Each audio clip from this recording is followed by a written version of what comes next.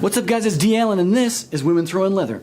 Overhand right. So the Twitter war of words was heating up this past week between the current UFC bantamweight champion Amanda the Lioness Nunes and the Venezuelan vixen Juliana Pena. This Twitter war of words, what am I talking about? I'm talking about a title shot. So once again, Juliana asked for a title shot, this time directly via social media to Amanda Nunes. She called her out, saying, "You've been ducking me for years. Let's do it. I deserve a title shot." They went back and forth about who needs to prove herself. At one point, Amanda Nunes said, "I don't need to prove myself, I'm the champion." And Juliana says, "Actually, you do need to prove yourself." Now let's think about this logically. If you're the champion, you have to prove yourself every time you defend that belt. What are you proving? You're proving why you're the champion. Every champion has to prove themselves every single time they defend that title. You're proving that you deserve to be the champion. Actually, to kind of give you some background of how this all came about, after Juliana beat Kat Zingano, which was her last fight,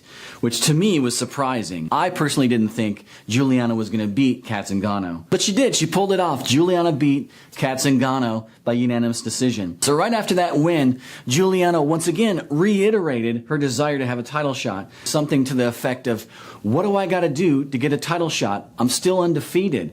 I've beaten everybody that they've put in front of me." And immediately, her fans, and just MMA fans in general, jumped on the bandwagon. They took to Instagram, they took to Twitter, to Facebook, and just sent out a barrage of tweets, posted on the UFC Instagram, saying, "Set this fight up. Amanda Nunes versus Juliana Pena. Give Juliana a title shot. She deserves it. She's undefeated. She just beat Kat Zingano. Give her the shot." And she has asked for the title shot multiple times. She's proven herself. She's beaten everybody that they've put in front of her. Now, the other name that's been thrown out there that the fans would like to see Amanda Nunes fight is Valentina Shevchenko. One of the facts flying out there over Shevchenko is that she is a 10-time Muay Thai world champion. Now, I think one of the reasons why all the fans want to see Shevchenko fight Nunes, there's actually a number of reasons, but I think one of the main reasons was because she just beat Holly Holm.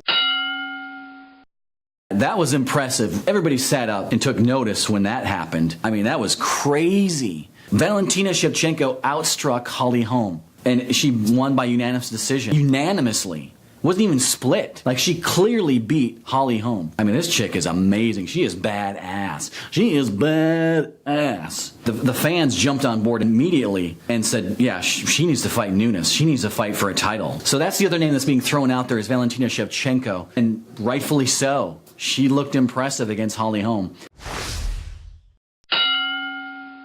One fun fact is, they've already fought. They fought previously, and Amanda Nunes won by unanimous decision. So basically what you have between these two is you have a Muay Thai striker versus a really hard striker with knockout power. Not to say that Valentina Shevchenko doesn't have knockout power, but have you seen Amanda Nunes? She's got 9 wins by KO. What you have with Amanda Nunes is she packs power, where Valentina packs speed. She's incredibly fast with her strikes and incredibly precise. Nunes isn't only a hard striker. She has an incredibly dangerous ground game, as we saw with Miesha Tate.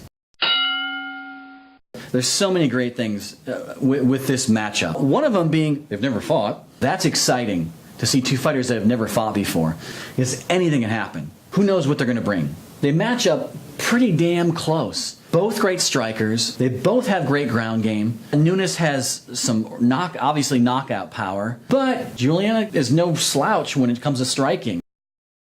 Once it goes to the ground, the question is, what happens then? Amanda Nunes is a black belt in Brazilian Jiu-Jitsu and a brown belt in Judo.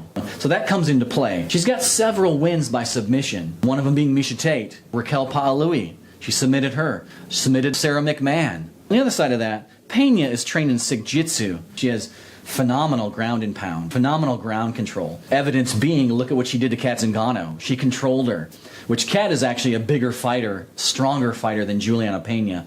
And look what Juliana Pena was able to do to Kat. Very impressive on the ground. Whether the fight stays standing or it goes to the ground, it's interesting either way. So which fight's going to get made? Now, probably the biggest factor in all of this is that Amanda has accepted the fight already with Juliana.